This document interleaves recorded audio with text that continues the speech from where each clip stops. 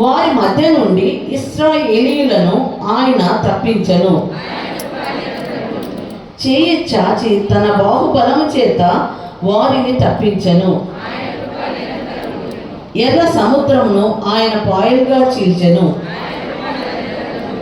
ఆయన ఇశ్రాయేలీయులను దాని నడుమ దాటిపోచేసెను. ఫరోను అతని సైన్యమును ఎర్ర సముద్రంలో ఆయన ముంచివేసెను. అరణ్య మార్గమున ఆయన తన త్రోవలను తోడుకొని వచ్చెను, తన ప్రజలను తోడుకొని వచ్చెను. గొప్ప రాజులను ఆయన హతము చేసెను. ప్రసిద్ధి నొందిన రాజులను ఆయన హతము చేసెను. అమోరీయుల రాజైన సీహోనును ఆయన హతము చేసెను. బాషాను రాజైన ఓగును ఆయన హతము చేసెను. ఆయన వారి దేశమును మనకు స్వాస్థ్యంగా అప్పగించెను. తన సేవకుడైన ఇశ్రాయేలునకు దానిని స్వాస్థ్యంగా అప్పగించెను.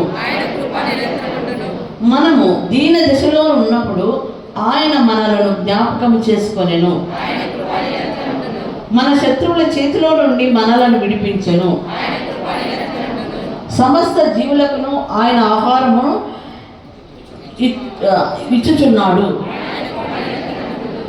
ఆకాశమందుండు దేవునికి కృతజ్ఞతాస్తుతులు చెల్లించుడి.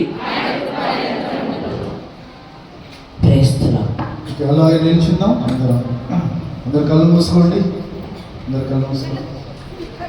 ప్రేమించేదన్